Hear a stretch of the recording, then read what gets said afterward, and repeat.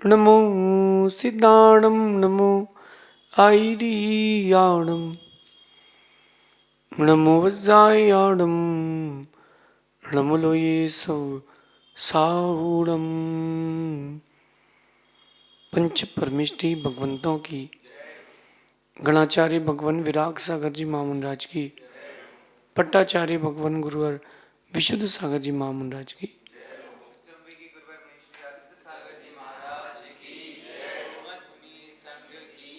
या हम सभी अपने जीवन में सुख और गुणों की अभिवृद्धि के लिए नीति के विषयों का श्रवण कर रहे हैं। नीतिकार हमें सिखाते हैं कि जो हमारे मौलिक गुण हैं कम से कम वो तो हमारे पास होना ही चाहिए। प्रकृति ने अपने गुणों को छोड़ा नहीं है, लेकिन मानव अपनी मानवीयता के गुणों से दूर हटता जा रहा है। आप देखो, अनादिकाल हो गए हैं, प्रकृति ने अपना स्वभाव छोड़ा नहीं। बादल पानी देते आ रहे हैं तो देते आ रहे हैं, आज तक उन्होंने पानी देना बंद नहीं किया। वृक्ष अभी तक फल देते आ रहे हैं तो फल दे ही रहे, उन्होंने कभी मना नहीं किया। नदियां सागर से मिलती रहती हैं तो मिलती रहती हैं, कभी नदियों ने अपना रुख नहीं बदला। आंवला कसैला था पहले भी और आज भी है, मिर्ची चरपरी थी पहले भी आज भी है, इमली खट्टी थी पहले भी आज भी है ना। प्रकृति ने अपना रूप नहीं बदला, लेकिन इंसान होने के बाद हमने अपना रूप कैसे बदल लिया। मानव होना बड़ी बात नहीं है, आपके अंदर मानवता होना ये बड़ी बात है। To be a human being not a very big deal. आप अगर एक ह्यूमन बीइंग है कोई बड़ी बात नहीं है, आपने कोई बड़ा काम नहीं कर लिया। ह्यूमन बीइंग होना और बीइंग ह्यूमन दोनों में अंतर है। इंसान तो बहुत, ह्यूमन बहुत से हैं, बहुत सारे लोग ह्यूमन हैं, बट ह्यूमैनिटी हर किसी में नहीं है। आप सब ह्यूमन हैं, मानव हैं, और मैं आपसे ह्यूमैनिटी की बात कर रहा हूं जो आज कहीं बहुत दूर रह चुकी है। जगह जगह दंगा फसाद, मारा कूटी, व्यभिचार, चोरी डकैती, मर्डर, हिंसा, यही दिख रहा है। क्योंकि भगवान महावीर के सिद्धांतों को लोगों ने सुना तो है, जीवन में गुनाह नहीं है। बड़ी गहरी बात है। जीवन में बड़ा सुकून तब मिलेगा जब आप छोटे छोटे गुणों से खुद को जोड़ते हैं। ह्यूमैनिटी जिसमें से एक है और मेन है, जिसके पास बहुत पैसा है लेकिन ह्यूमैनिटी नहीं है। मुझे लगता है कि ये सब वो लोग हैं जो नरक की पूर्ति करेंगे। किसी को दुख देकर के तुमको सुख कैसे मिलेगा, किसी को सुख देकर के तुम्हें दुख कैसे मिलेगा। जैसा आप दोगे वैसा मिलेगा ना। लेकिन हम इंसानियत खो के कोई काम नहीं कर सकते, इंसानियत बना के काम करना पड़ेगा। बहुत सारे लोगों को मैंने देखा, पैसों के पीछे वो इतने लालची हो जाते हैं कि खुद को भी बेच देते हैं। एक दृश्य जो मैंने देखा वो बड़ा दर्दनाक था। हॉस्पिटल से पिताजी को बाहर लाया बेटे ने, पिता होंगे 80, 85, 90 साल के। हॉस्पिटल से बाहर लाया, एम्बुलेंस में रखा कि डॉक्टर साहब घर ले जाते हैं, डॉक्टर ने घर ले जाओ, थोड़ी देर के बचे। एम्बुलेंस में रखा उनको और सांस चली गई। बेटे ने पहले रोया धोया नहीं, सांस चेक नहीं करी। सिस्टर कहती है ही इज नो मोर। अगर आपके पिता होते तो आंख में आंसू होते। उस आदमी ने, उस इंसान ने क्या किया, सबसे पहले अपनी फाइल से कागज निकाले और पूरे कागजों में उनके अंगूठे लगवा लिए। जितने कागज थे उन सब में उनके अंगूठे लगवा लिए कि कौन कौन सी संपत्ति मुझे रखना है, पिताजी दे गए। वाह, क्या बात है। आपने बता दिया कि इन इंसानों की भीड़ में आप भी एक इंसान हो, लेकिन इंसानियत की भीड़ में तुम कहीं नहीं हो। पहले का जमाना था, राम का जमाना था, भगवान ऋषभ देव का जमाना था, महावीर स्वामी का जमाना था, भगवान नेमिनाथ का जमाना था। किसी एक जीव की हिंसा नहीं हो सकती थी। अब इंडिया ने बहुत ग्रोथ कर ली है।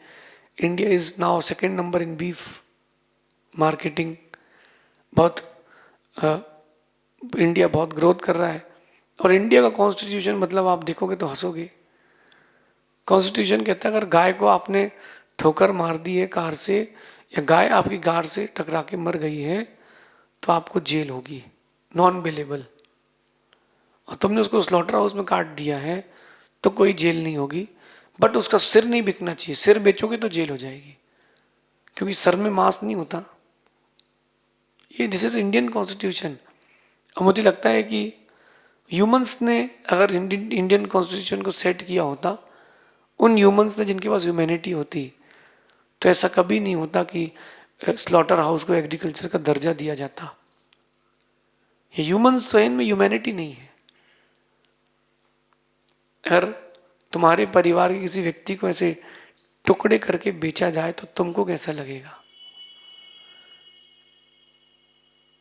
टुकड़े करके बेचा जाए तो तुमको कैसा लगेगा? जरा एक बार सोचिए, रिकॉल कीजिए अपने अंदर से, कितने लोग इंसान बचे हैं? बहुत कम लोग इंसान बचे हैं, क्योंकि वेजिटेरियन बहुत कम लोग बचे हैं। विश्व का अधिकतर हिस्सा नॉन वेजिटेरियन हो गया है। आपको जान के आश्चर्य होगा कि जो भी ग्रेन्स उगाए जाते हैं, धान्य आदि, गेहूं, दाल, चावल, मक्का, बाजरा इत्यादि, इसका 90% हिस्सा जानवर खाते हैं।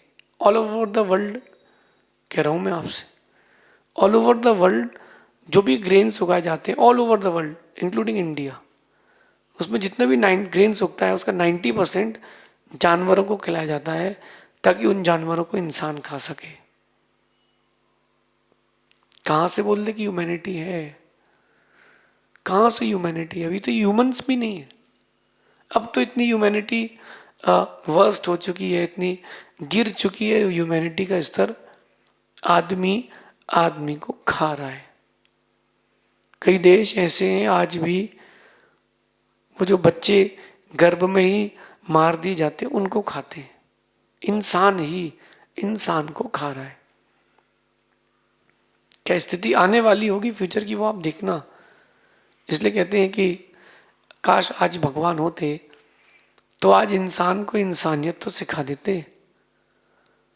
मानवों की संख्या तो बढ़ती जा रही है, पर डे, पर मिनट, पर सेकेंड, पर आवर।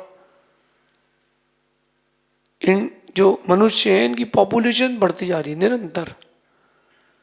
700 करोड़ तो मैंने ही सुना था, 800 करोड़ भी मैंने ही सुन लिया है। इंडिया 125 करोड़ मैंने सुना था, मेरे सामने देखते देखते 150 करोड़ तो मैंने सुन लिए, 140 करोड़। तो पॉपुलेशन तो बहुत स्पीड से बढ़ रही है, मनुष्यों की संख्या तो बहुत स्पीड से बढ़ रही है, लेकिन इस बढ़ती मनुष्यों की जनसंख्या में मनुष्यता यानी मानवता घट रही है। पहले अगर किसी गाड़ी से किसी को ठोकर लग जाए तो रुक करके देखता था, अब तो कोई होश ही नहीं है, क्या लगा क्या नहीं लगा। थोड़ा आगे जाके नंबर प्लेट तोड़ दो, अपन को पता ही नहीं, मैं तो था ही नहीं।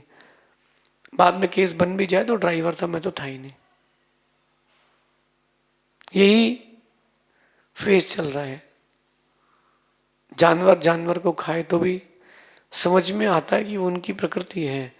इंसान जानवर को खाए तो कैसे मान लिया जाए कि इंसान है? मैं कहता हूं कि इंसान तो खोज लिए बहुत हमने दुनिया में, लेकिन इंसानियत बहुत कम लोगों में मिली है। आप क्या है? आप इंसानियत वाले मानव हैं, इंसान हैं, या बिना इंसानियत के इंसान हैं? आप सोचिए आप क्या है?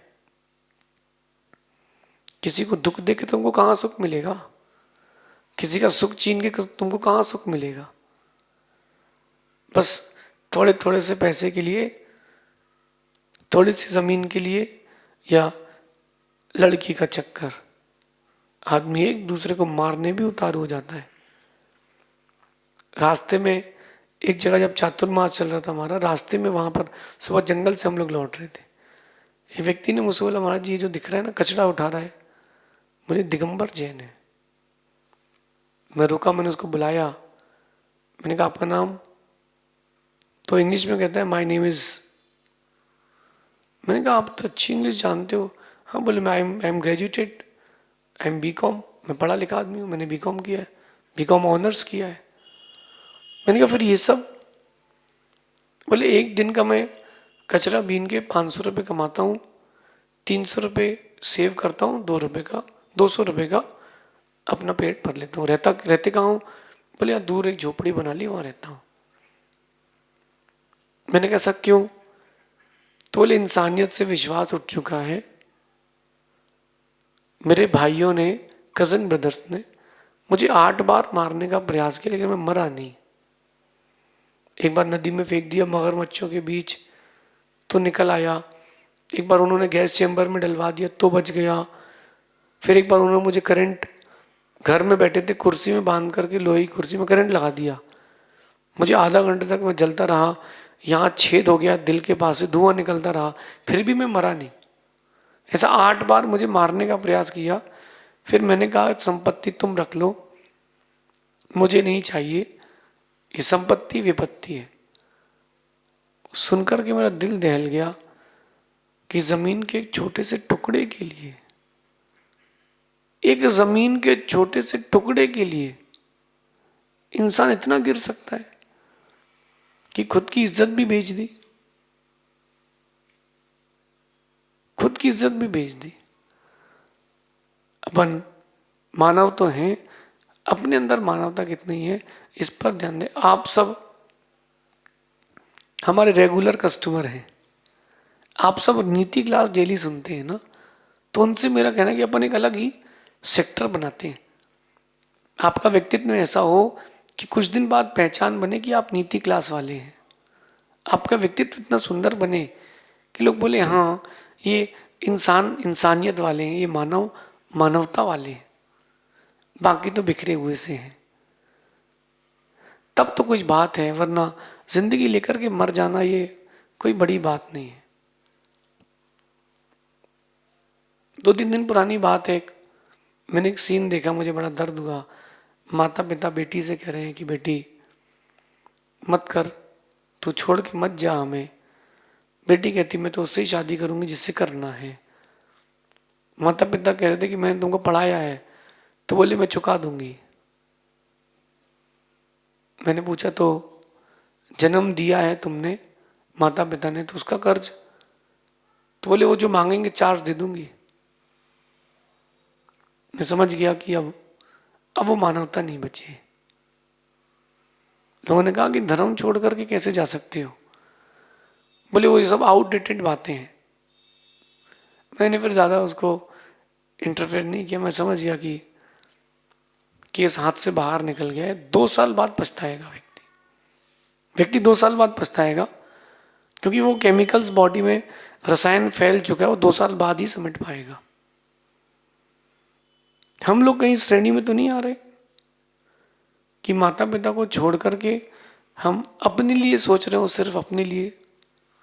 कहीं में श्रेणी में तो नहीं है? अपने आप को टटोलिए, कितने हिस्से में ह्यूमैनिटी है, कितने हिस्से में आप ह्यूमन हैं। कहते हैं कि यदि आप मानव हैं तो कोई बड़ी बात नहीं है, लेकिन अगर आपके अंदर मानवता है तो बहुत बड़ी बात है। ढूंढने जाएंगे अपन ना, लाखों करोड़ों की भीड़ में कुछ ही मानव मिलेंगे। एक सीन में आपको दिखाता हूं। ओलंपिक की रेस चल रही है 400 मीटर्स की, और रेस में एक व्यक्ति सबसे आगे था स्टार्टिंग से, और वो जीत गया। मतलब जीत गया मतलब केवल उसके 8 कदम शेष बचे हैं, सिर्फ 8 कदम, और पीछे दूर दूर तक कोई नहीं। एकदम से क्या जाने क्या हुआ, उसकी बॉडी शट डाउन हो गई, वो गिर गया, पैर मोच खा गया, और खड़े होने की भी उसकी ताकत नहीं थी। जो सेकंड नंबर पे था उसने देखा कि यार डिजर्विंग आदमी तो यही था, क्या किया जाए? उसने उसको उठाया, पीछे से पकड़ा, क्योंकि उसके पीछे बहुत दूर तक कोई नहीं था, और उसने सबसे पहले जो रिबन होता है उससे टच कराया, फिर सेकंड नंबर में खुद गया। गोल्ड मेडल तो उसको मिला। मुझसे कह रहा कि नहीं तू जा, बोले नहीं तुम डिजर्विंग हो, तुमने इतनी मेहनत करी, इतनी मेहनत मैंने नहीं करी, तुम डिजर्विंग हो। उसने उसको उठा करके फर्स्ट नंबर पे कर दिया, सेकंड नंबर पर स्वयं आया। लेकिन उस साल का गोल्ड मेडल तो उसको मिल गया, सिल्वर मेडल जिसने मदद करी उसको मिल गया, लेकिन उस साल का नोबेल पुरस्कार उसको मिला था जो सेकंड नंबर में था, जस्ट बिकॉज ऑफ ह्यूमैनिटी। कि एक गोल्ड मेडल के चक्कर में हम इंसानियत नहीं बेच सकते। आप होते तो अच्छा मौका है, आगे निकल चलो। उसने कहा नहीं, जीत तो मैं जाऊंगा लेकिन मेरा दिल हार जाएगा। इंसान जीत जाएगा और इंसानियत हार जाएगी। इसलिए इंसान तो बने लेकिन साथ में इंसानियत भी रखें। यदि आप इंसान हैं तो बड़ी बात नहीं है, बिल्कुल बड़ी बात नहीं, बहुत इंसान है। और जैसे आप बच्चों को जन्म देते हो वैसे चिड़िया और जानवर भी दे देते हैं। आप घर बना के रहते हो तो चिड़िया और जानवर भी रह लेते हैं, लेकिन जानवरों के पास इंसानियत नहीं है। आप इंसान हैं और आपके पास इंसानियत नहीं है तो आप भी इंसान नहीं है, आप जानवर कहलाएंगे, क्योंकि आप अपना रोल अच्छे से प्ले नहीं कर रहे हो। आपको अपना रोल अच्छे से प्ले करना चाहिए। बाकी सारा खेल ऑनलाइन ऑफलाइन का हो गया है, सारा खेल ऑनलाइन ऑफलाइन का हो गया। आजकल मानव ऑनलाइन है। आप देखना कि आज का मानव ऑनलाइन है लेकिन मानवता ऑफलाइन है। इंसान जितना ऑनलाइन होता जा रहा है, इंसानियत उतनी ज़्यादा ऑफलाइन होती जा रही है। सब फोन में बिजी हैं, उसका आनंद ले रहे हैं, बट ये भूल चुके हैं कि मेरा नैतिक कर्तव्य क्या है। जब कोई बेटा माँ को गाली देते मिल जाए, बेटा ही पिता को मारते हुए मिल जाए, गला दबाते मिल जाए, तब लगता है कि फिर से इस भारत की भूमि को महावीर और राम की ज़रूरत है, फिर से अमन और चैन की ज़रूरत है, क्योंकि सब भूल चुके अपने नैतिक मूल्यों को। आज की पीढ़ी से मेरा कहना है, जो करंट पीढ़ी चल रही है, सब कुछ सेकेंडरी है। हमारे लिए ह्यूमैनिटी प्रायोरिटी में रखना चाहिए। सब कुछ सेकेंडरी है लाइफ में, सब कुछ सेकेंडरी है। ह्यूमैनिटी को प्रायोरिटी दें। आप कहीं रास्ते से मंदिर जा रहे हैं, कोई जानवर तड़प रहा है, मंदिर 1 घंटे बाद चले जाना। नहीं करोगे पूजा उस दिन तो भी कोई बात नहीं, उस जानवर की जान बचा लेना। तुमने हजारों दिन की पूजा एक साथ कर ली। पूजा यही तो सिखाती कि जीव दया करो। क्यों ना अपन इस नीति को अपने जीवन में उतारे। मनुष्य ऑनलाइन तो है लेकिन मनुष्यता ऑफलाइन है। हम अपने आप को ऑनलाइन और ऑफलाइन बैलेंस के साथ रखें। ये नीति आपके जीवन में उत्कृष्टता लाएगी, ये नीति आपके जीवन में उज्ज्वलता लाएगी। हम मानव बने, बट मानवता के साथ डेवलप ह्यूमैनिटी शेष आगे देखेंगे। भगवान महावीर स्वामी की